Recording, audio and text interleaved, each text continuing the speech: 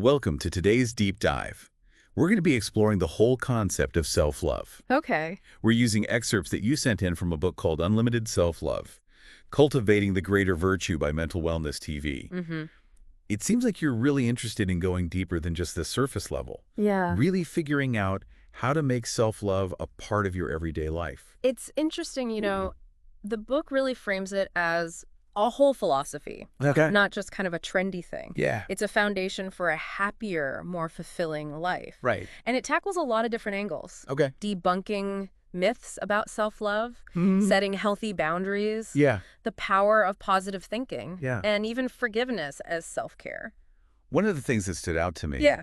was how the book tackles that idea of self-love being selfish or narcissistic. Right. Because I feel like that's a pretty common misconception. It is a common misconception. Yeah. I think people hear self-love and they think, oh, you're just being self-absorbed. Right. But the book emphasizes that it's about recognizing your worth and taking care of your well-being. Yeah. And it's not so you can boast about it or brag. It's because it actually allows you to show up better for other people. It's like that saying, you can't pour from an empty cup. Exactly. You have to kind of take care of yourself first Yeah. before you can truly give to others. That's a great analogy. And that leads right into another point that the book makes about how self-love impacts our relationships. Yes. It all starts with how we view ourselves, Yes. our self-image. Our self-image is so important Right. because if we have low self-esteem, Yeah. it can really affect how we interact with other people. So you mean like we might be more suspicious or have Yeah. trouble trusting people? Exactly. Okay. That lack of trust can really create communication issues. Uh-huh. But on the other hand, Yeah. when you have a more positive self-image, you tend to be more confident, approachable. Yeah. And that can have a really positive impact on your relationships. I can definitely see that. Yeah. You know? It makes sense. It's like you're radiating a different kind of energy when you feel good about yourself. Exactly. You attract what you put out. Yeah. And it makes you more magnetic. Totally. And that kind of brings us to another important aspect of self-love, which is this concept of self-care. Yes. The book stresses the link between taking care of yourself and your overall mental and emotional well-being. It's critical. Yeah. I think a lot of people struggle with that idea Yeah. of self-care. They feel guilty about taking time for themselves. They do. Like it's indulgent or Yeah. selfish. We're selfish. But this book makes it clear Yeah. that it's actually essential. It really is. Yeah. It's like Yeah. you wouldn't neglect servicing your car Right. because you know it needs that regular maintenance Yeah. to run properly. Exactly. Well, it's the same with our minds and our bodies. Right. We need to take care of ourselves to Yeah. function at our best. And I think one of the things I appreciate about this book is it goes beyond just saying take care of yourself. It gives very specific strategies Yeah. for self-care that anyone can incorporate, Yes. even if you're super busy.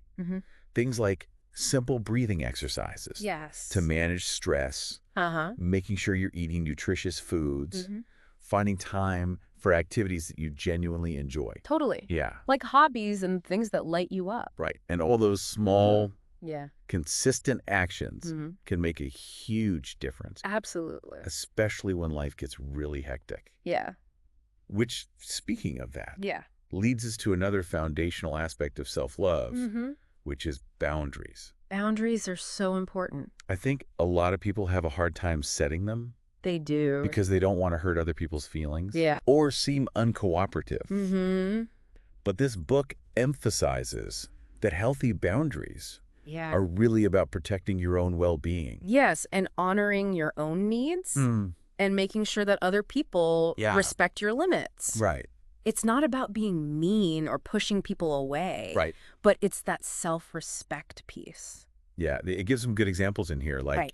saying no to requests that make you uncomfortable Yeah. or letting people know you need some time alone to recharge. Yes. Sometimes those are the hardest things to do, They are. but they're so important. They are. And, it ties back to what we were saying earlier Yeah. about self-love not being selfish, Yeah. because when you set those boundaries, Right. you're taking responsibility for your own emotional state. You are. And that can actually make you a better friend, Absolutely. partner, family member, Yeah. because you're less likely to be resentful Yeah. or burnt out. Exactly. So we've debunked some myths We've talked about how self-love shows up in our relationships. Mm-hmm. We've explored the importance of self-care and boundaries. We have. What other insights Well, does this deep dive well, into self-love reveal? that the book really digs into is the power of positive thinking.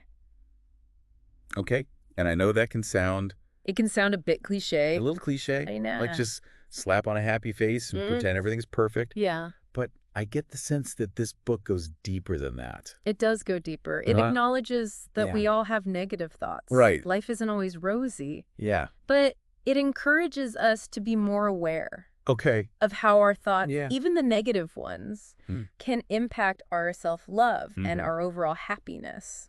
So what are some of the strategies that the book suggests Okay. for dealing with those negative thoughts So and cultivating a more positive mindset?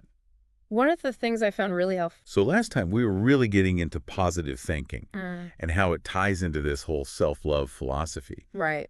It's fascinating how much power our thoughts really have Yeah, over how we feel about ourselves. they really do. So one of the techniques the book suggests is to actually challenge those negative thoughts. Yes, challenge them. So instead of just letting them swirl around in your head, Yeah.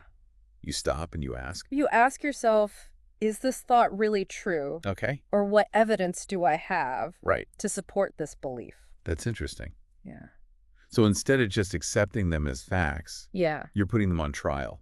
exactly. You examine them, Yeah. you scrutinize them. Okay. And a lot of times when you do that, you realize they're not based in reality. Oh, interesting. Yeah. And then the book suggests Yeah. replacing those negative thoughts Okay. with positive affirmations.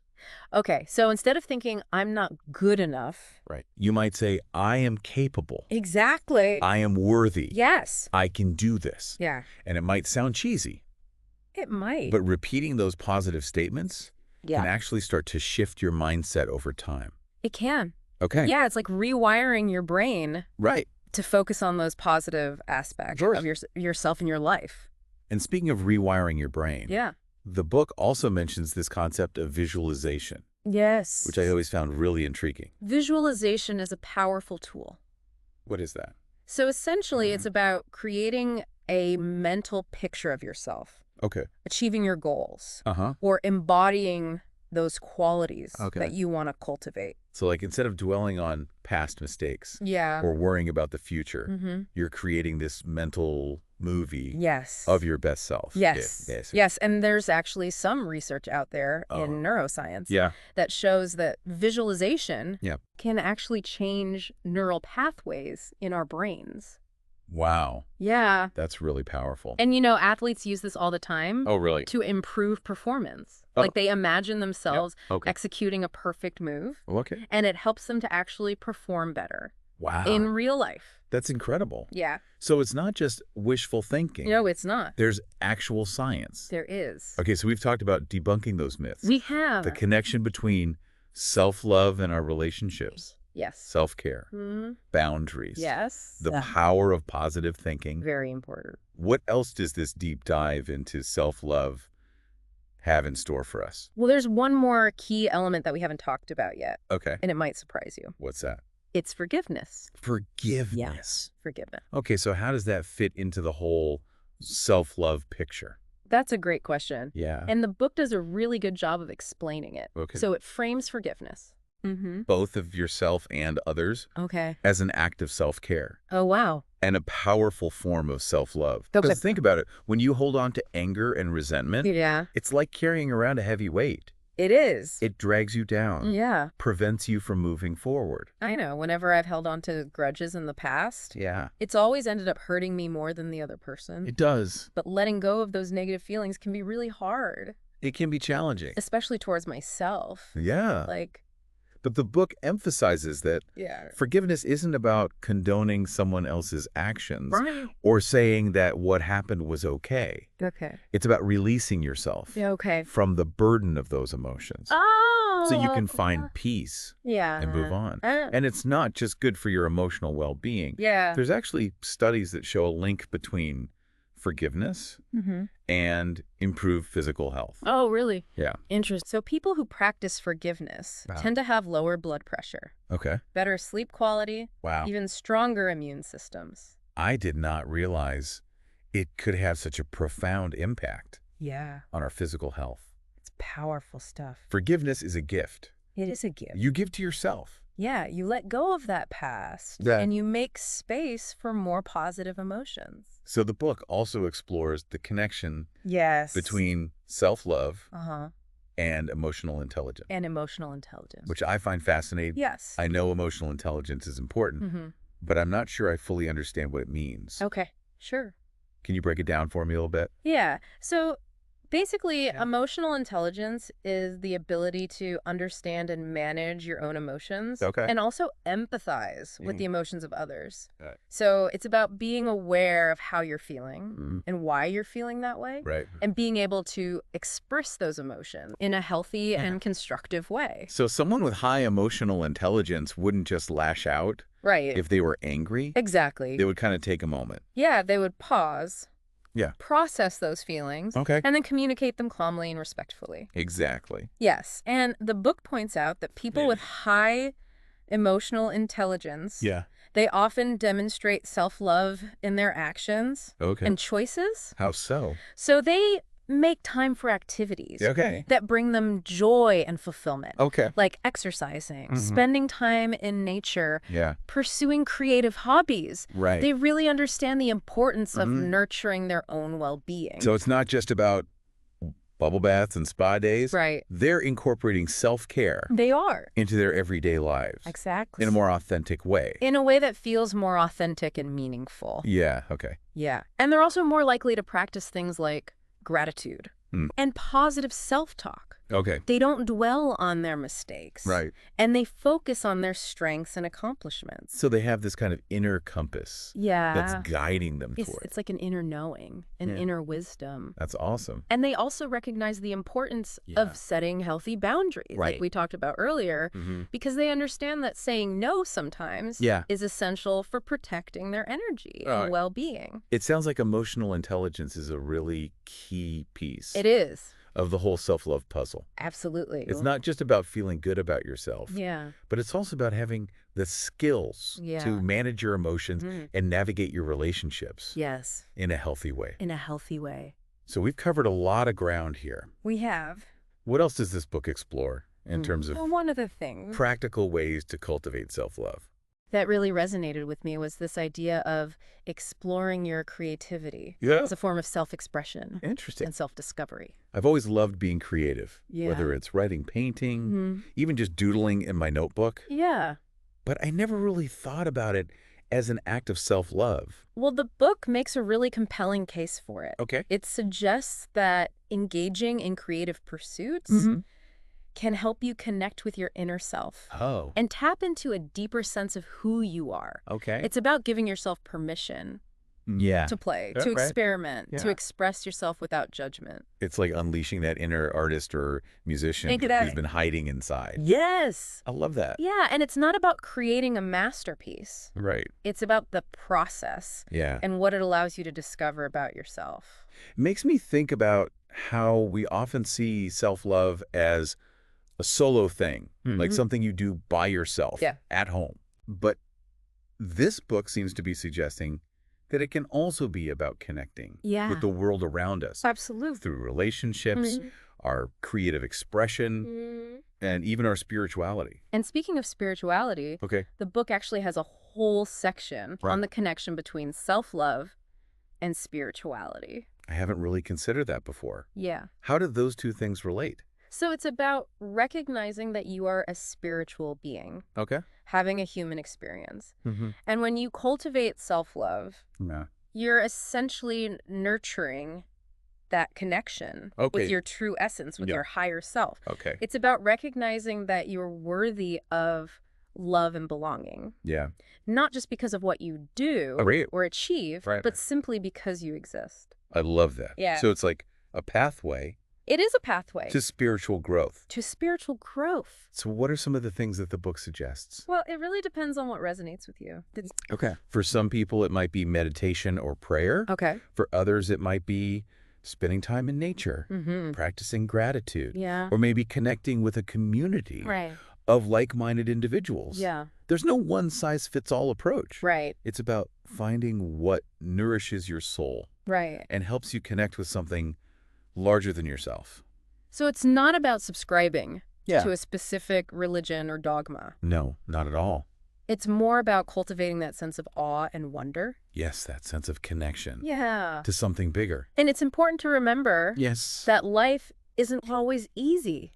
It's not. We all face challenges. We do. And setbacks. Yes. And the book also addresses that question of how to maintain self-love during difficult times. Because it's easy when things are tough. It is. To fall into negative thought patterns and start beating yourself up. Exactly. And the book emphasizes the importance of self-compassion. Okay. So treating yourself with kindness and understanding, even when you mess up. It's about giving yourself the same grace and forgiveness you would offer a friend who was going through something. And it's also about recognizing that you don't have to go through it alone. Right. Seeking support from others, friends, family, therapists, support groups, is a sign of strength, not weakness. Sometimes just having someone to listen and validate your feelings can make a huge difference. It can. It helps you feel less alone and more capable of coping. Exactly. And, this leads to another important concept. Okay. Sustainable self-love. Sustainable self-love? Yes. What is that? So it's about creating a self-love routine, a lifestyle that you can maintain over the long term. Right. It's about finding what works for you. Okay. And incorporating those practices into your daily life in a way that feels sustainable. So it's not about trying to do all the things all the time. No, it's not about being perfect. Like, I don't have to meditate for an hour every day. Yeah. Journal for 30 minutes. Right. Do a yoga class. Just to prove. You don't have to prove anything. Yeah. It's about finding what works for you. Exactly. About balance. Maybe you start by incorporating one or two new self-care practices. Yeah, just start small. Yeah. And build from there. And then as you get more comfortable. Yes, as you build that muscle. You can gradually add more. Exactly. The key is to make it a habit. Yes, make it part of your routine. Right. Something you do consistently. Yeah. Rather than just the sporadic burst of self-improvement. Right. It's like building a muscle. Yeah. You start with small weights. Okay. Gradually increase the load. As you get stronger. And it sounds like a lot of this comes down to self-awareness. It does. Really tuning into what you need. Yeah. What brings you joy?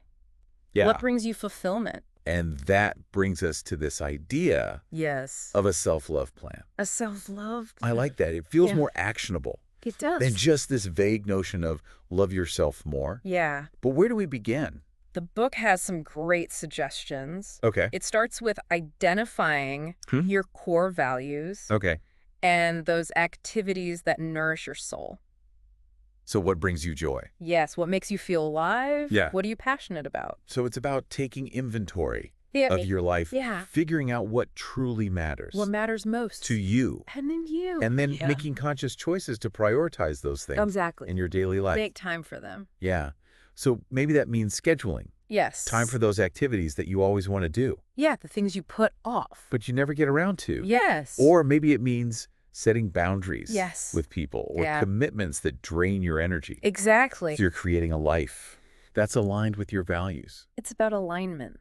And supports your well-being. Your overall well-being. And remember, it's a journey, not a destination. It is. There will be days when you fall short. You will. You don't feel very loving towards yourself. That's okay. And that's okay. It's part of the process. Yeah. The key is to be kind to yourself. Yeah. Acknowledge those moments. Yeah. Without judgment. And gently guide yourself back on track. So it's a practice. It is a practice. Not a perfect state of being. Exactly. One of the things that can help us stay on track is accountability. Accountability. Having someone or something to help us stay committed.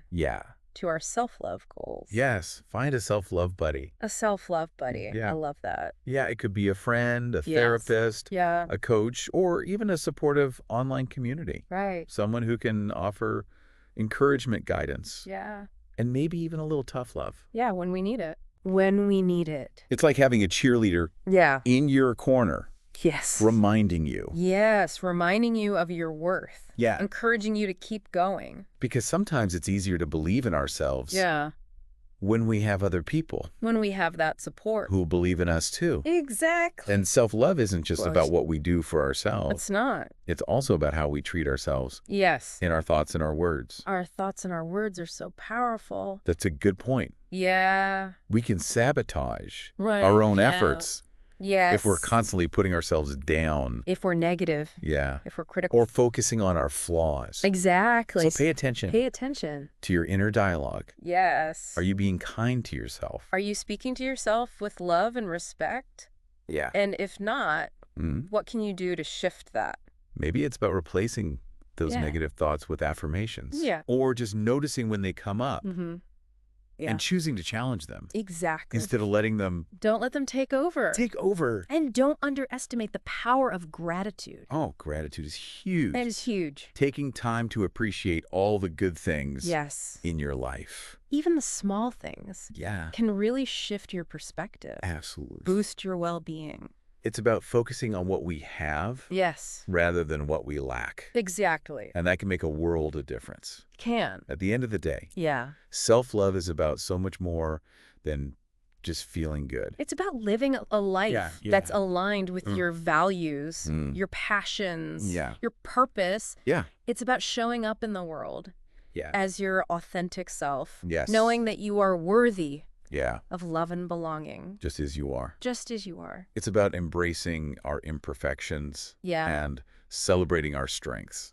Giving ourselves permission to be human. Yes. Recognizing that we're all works in progress. We are all works in progress. Always growing, always evolving. Always evolving. Beautifully said. And as we wrap up this part of our deep dive, I think it's important to remember that self-love is a gift. It is. Not just to ourselves, but to the world. Yes. When we love and accept ourselves, we're more able to love and accept others. It's like a ripple effect. It is a ripple effect. It spreads outward, It does. touching everyone we interact with. Exactly.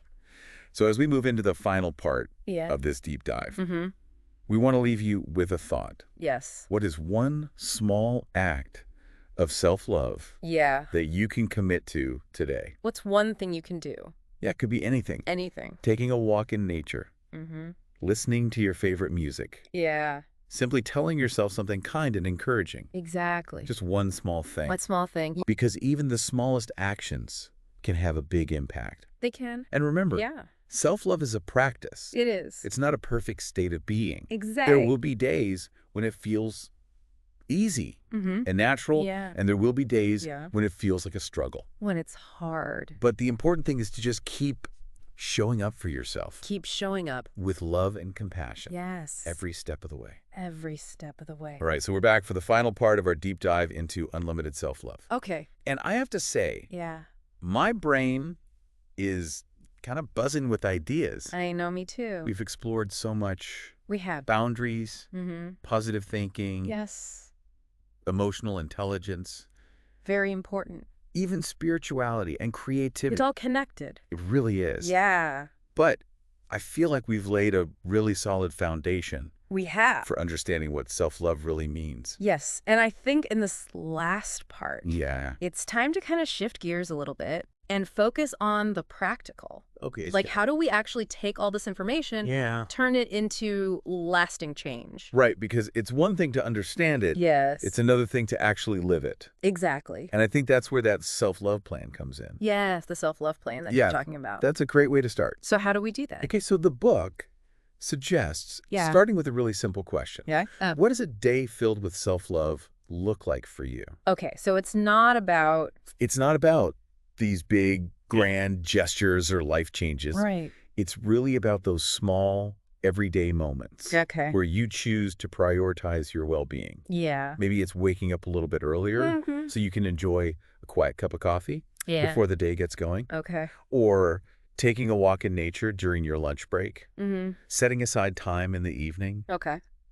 To do something you truly enjoy. Yeah, like reading a book. Or a book. Spending time with loved ones. Exactly. Or listening to music. Yeah. Or, you know, whatever lights you up. So being more intentional. Yes, being intentional. With our time. With your time and energy. Yeah, making sure we're incorporating those things that nourish us. Nourish your mind, body, and soul. But what if some of those things feels selfish or indulgent? Okay. Like, I know I should be exercising more, Mm-hmm. but sometimes I just want to curl up on the couch and watch Netflix. I think that's where it's so important Yeah. to challenge those negative thoughts, like we talked about earlier. Right. So ask yourself, Okay. is it really selfish to take care of my health and well-being? Right. Or what would I say to a friend who felt guilty about taking time for themselves?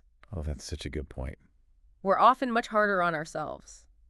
Yeah, we are. Than we would be on anyone else. We are way too hard on ourselves. Yeah, and that's where that self-compassion comes in. It's about treating yourself with the same kindness and understanding that you would offer to a friend, a loved one. Yeah, just remembering that you're human. You're human. You're allowed to have off days. Yes, and remembering that Yeah. self-love is a journey, not a destination. A journey, not a destination. You will stumble. Yeah. You will fall back into old patterns. Absolutely. But the key is to just keep going. Yeah. Keep showing up for yourself. Keep showing up even when it's hard. Even when it's hard. And one of the things that could really help us Yeah. to stay on track is accountability. Accountability is so important. Having someone or something to keep us accountable. Yes, to those self-love goals. A self-love buddy. A self-love buddy. I love that. It could be a friend, a therapist, a coach, Yeah. or even an online community. Yes, a supportive online community. Just someone to offer encouragement and guidance. Yeah, and maybe even a little tough love. A little nudge when we need it. When you need it. It's like having your own personal cheerleader in your corner. Reminding you of your worth. Yeah, encouraging you to keep going. Yes, and self-love isn't just about what we do. Right. It's also about how we treat ourselves. Yes, in our own thoughts. In your thoughts. And words. And your words. Right. We can really sabotage our own efforts. We can. If we're constantly putting ourselves down. Being negative. Focusing on our flaws. Your thoughts and your words are so powerful. So pay attention to that inner dialogue. Are you being kind to yourself? Are you speaking to yourself with love and respect? And if not, what can you do to change it? Shift it. Maybe replacing those negative thoughts with affirmations. Yes. Noticing when they come up, choosing to challenge them. Yeah, don't let them take over. Yeah, and gratitude. Gratitude is huge. Gratitude is huge. Taking time to appreciate the good things. Yes, even the small things. Can really shift your perspective. It can shift your whole perspective. And boost your well-being. Boost your mood. It's about focusing on what we have. Yes. Not what we lack. And that can make a world of difference. At the end of the day, yes, self-love is about so much more than just feeling good. It is. It's about living a life that's aligned with your values, your passions, your purpose, showing up as your authentic self, your true self, knowing that you are worthy of love and belonging. Just as you are. Just as you are. It's about embracing those imperfections. Yes. Celebrating your strengths. Giving ourselves permission to be human. Yes, permission to be human. We're all works in progress. We are all works in progress. Always growing, always evolving. Always evolving. And, as we wrap up this deep dive today, it's important to remember that self-love is a gift. It is a gift. Not just to ourselves. Well, not just to yourself. But to the world. To the world around you. When we love and accept ourselves, we're better able to love and accept others. Absolutely. It creates this ripple effect. A ripple effect. Spreading outward, touching everyone. Everyone you interact with. So we want to leave you with one final thought today. Okay. What is one small act of self-love? Yeah, one small thing. That you can commit to today? What can you do for yourself today? It could be anything. Anything. Taking a walk, listening to your favorite music, telling yourself something kind and encouraging. Be kind to yourself. Even the smallest actions can make a big impact. They can. And remember, it's a practice, not a perfect state of being. It's a practice. There will be days when it feels easy and natural, and there will be days when it feels like a struggle. When it feels hard. But keep showing up for yourself. Keep showing up. With love and compassion. Love and compassion. Every step of the way. Every step of the way. It's been amazing. It has. Exploring this topic with you. I've enjoyed it. And I hope you've gained some valuable insights. Yeah. Some tools to help you cultivate more self-love in your own life. Me too. Until next time. Bye. Take care.